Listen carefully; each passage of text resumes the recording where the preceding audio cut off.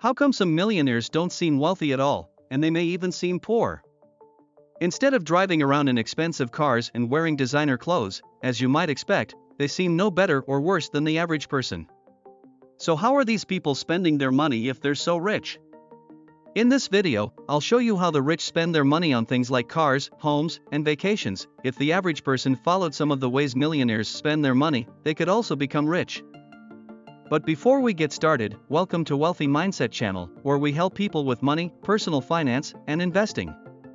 Please take a second to subscribe to the channel and like the video if you get something out of it. Thomas Quartley, the author of Rich Habits, Poor Habits, studied millionaires. He took a sample of over 200 millionaires and looked at their jobs, personalities, and money habits. All of them had net liquid assets of at least $3.2 million, which included cash and bank deposits.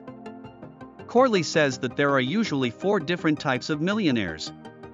The first is the big company climber, who works for a big company and puts all of their time and effort into building their professional network until they land an executive job with a high salary.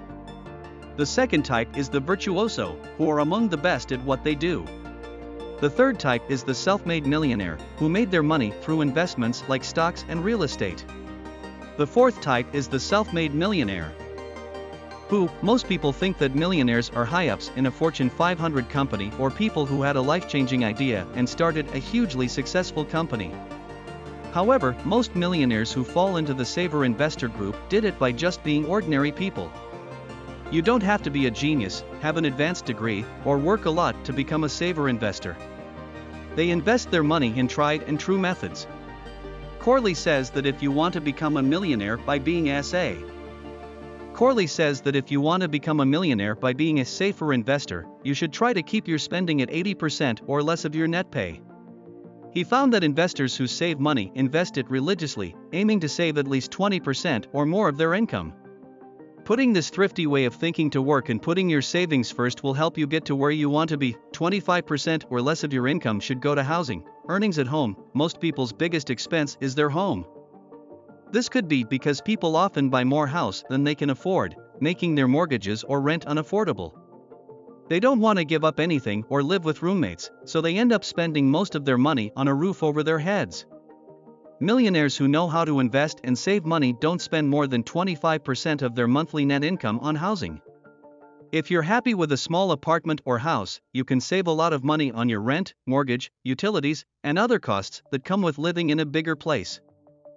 Being willing to make compromises on location is also a good trait to have in this case. They know how important it is to be thrifty when it comes to housing. 15% or less of your net pay should go to food and other essentials. This includes household food, personal care services, and other minor expenses. Cars, which are often non-negotiable necessities, shouldn't cost more than 5% of your net income. You might be surprised to learn that after housing, transportation is the second highest expense for the average household. But millionaires keep their vehicle costs to about 5% of their net income. This includes the cost of gas. Even though millionaires sometimes drive expensive cars, that doesn't mean they spend a big chunk of their money on them. Did you know that the top 3 credit cards are the Visa, Mastercard, and American Express? Millionaires don't drive Mercedes, BMW, or Cadillac. None of those 3 brands even make the top 5. Toyota, Honda, and Ford are the top 3 car brands that millionaires drive. Millionaires also don't spend more than 5% of their net income on clothing. They don't spend a lot of money on jewelry or high-end name brand clothes. There are some exceptions, but the average millionaire dresses in off-brand clothing. When it comes to vacations, you shouldn't spend more than 5% of your net income. Middle-class families often spend a lot of money on a yearly vacation, like a tropical cruise or a trip to Disney World, which are expensive for the average household. Millionaires who invest their savings spend less than 5% of their net income on vacations, but they don't miss out on travel and leisure. Instead, they take small, affordable vacations rather than big, expensive ones. Movies and music, these purchases are necessary for a luxurious lifestyle, but the feeling you get from them is short-lived and doesn't stick with you. How can the average person save at least 20% of their income for the future? Let's say you make a modest $50,000 a year and learn how to cut traditionally. high budget lines and gradually increasing your income, you could easily save 20% of your take-home pay, or about $700 per month, which you could save or invest. You need to keep a fund for emergencies.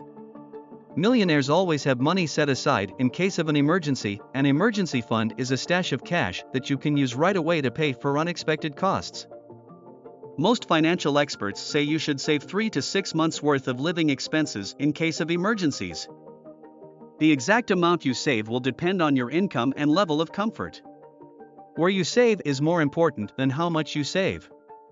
You should keep your emergency fund in an easily accessible savings account that is not subject to the stock. Quartley says that because it can be hard to get a good return on emergency funds and regular savings accounts, everyone should use a layered plan to decide where to put their money. Tier 1 should be in a basic money market or high-yield savings account. Tier 2 should be in a portfolio of ETFs that invest in assets with short maturities. Financial advisors note that the value of these can go up and down, but they usually pay a higher interest rate than savings accounts. Their short-term maturity makes any possible value changes and values per share tier less likely to happen.